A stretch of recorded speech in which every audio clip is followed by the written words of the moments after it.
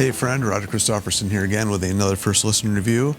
And before I get to babbling about some Black Label Society here, I just want to ask you to like, share, and subscribe to keep this music alive, because in case you don't know what we do here, it's what I do is I babble about bands that I like, what they're up to, lots of album reviews because I love buying new music. And, if you're into that, then cool. Let's have some fun, comment, and do what you do. But it's kind of what we do. It's just all opinions. This is opinions. I know sometimes people get a little, heated, but I usually don't bash bands too much. I usually just talk about the bands I like. And if it's something I really don't like, I usually don't even talk about it. So you can pretty much know right from the start that I like this album, like this band. I've always liked this band. I got to see Zach with Ozzy a couple different times. Fortunately, I never been able to see Black Label Society quite yet. They haven't been around this area. Maybe someday. I don't know. Maybe. They're still out there touring like crazy, so there's plenty of chances to go see them. But I didn't even really know this album was coming out until like very recently, within the past week. I guess somehow I didn't see this one happening, but when I found out about it, I was like, that's definitely on the list. So it's one of the first ones I got, threw in the CD player. There's only one I listened to before this. There's a lot of music coming out this weekend, and it was just hard to decide what I wanted to get through first. There's like 4 box sets I got this weekend. It's just, I don't even know where to start. But threw this one in because pretty much you know what you're going to get with a Black Label Society album. And Zach did not disappoint. It's exactly what I thought it was going to be, maybe a little bit more on this one, quite honestly. Sometimes there's a few surprises in there, but namely, actually, the opening track, it was kind of more just hard rock, and then I thought it was going to be, and what I mean by that is, like, usually the stuff's just heavy riffs, obviously, down-tuned stuff a lot of the time, very, I don't know, just got that like a corrosion of conformity, down type feel to it. Sometimes he's been playing with Pantera a lot. Actually, a lot of the stuff was written while in that period, from 22 till now. And, Pantera has some of that heavy riffing type stuff for sure. Obviously. And I think some of that may have carried into, what he did with this album.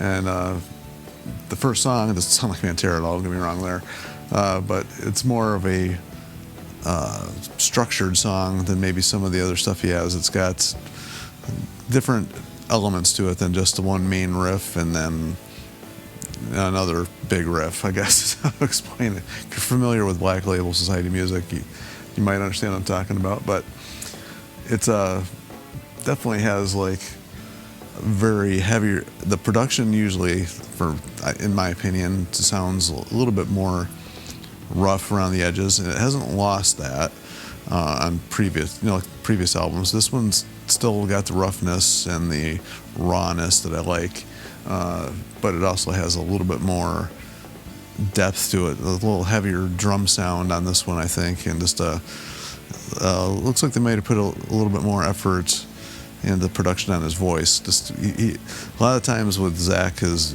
voice blends in with a lot of the lower frequencies and tones. It kind of blends in with the guitar. This one, it kind of stands out a little bit more in the mix, I think. So that was one thing I actually liked.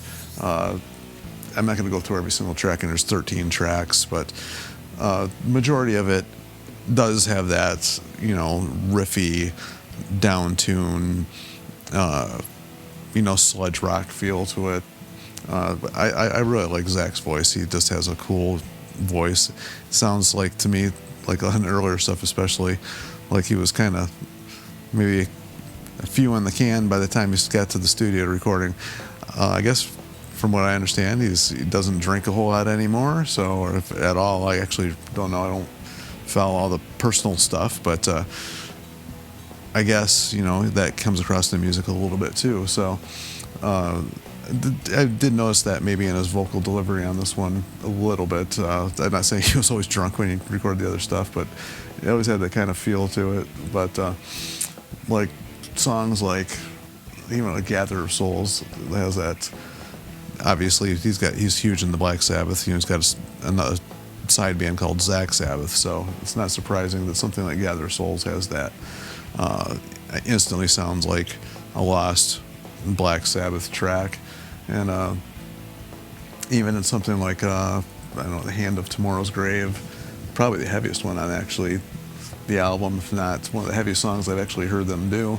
That actually was a really cool song. It's got that doomy metal sound to it, and of course, a lot of wah solos, especially on that song there. That's what I was thinking of, but he likes the wah pedal, and it's something about Zach's guitar playing, and even more so in this song actually in particular.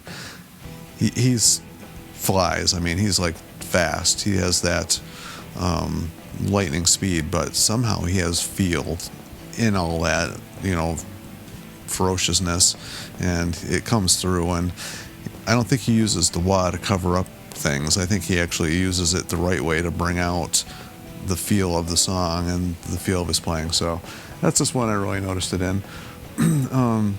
However, there are a couple things I actually really, one of the things I like about Zach and his solo stuff outside of Black Label, and he did his solo albums, that acoustic, southern and whatever you want to call it type feel. Not the Pride and Joy type, but the stuff he did with his solo albums, the more acoustic sounding stuff. There's a couple songs like that in here. In fact, I think there's 3. And the first one, Better Days and Wiser Times, I just thought was, I think it was one of the best ballads I think he's ever done. Actually, I really like that song. I think my favorite one's always going to be In This River, just because I know the pain and everything that went into writing that song, and you can just hear that, and so that one's gonna be hard to beat, because that song is just full of emotion, and you can just hear it in Zach's voice on that one. A little bit of that feel in the singing on this song too, but more acoustic. That one, In This River is more of a piano type song. This one's more of an acoustic guitar type song.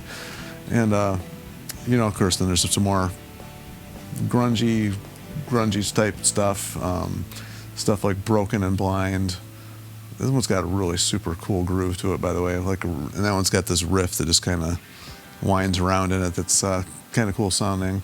A little bit, more upbeat one, like The Stranger, was kind of a different thing. It's pretty fast, upbeat rocker, instead of break up the pace of the slow grungy stuff. And The Gallows, another Sabbathy type sounding one there. So I mean, it's got a little bit more of a, it's not just a one-dimensional album is what I'm trying to say. It's got some ups and downs and some cool stuff in there.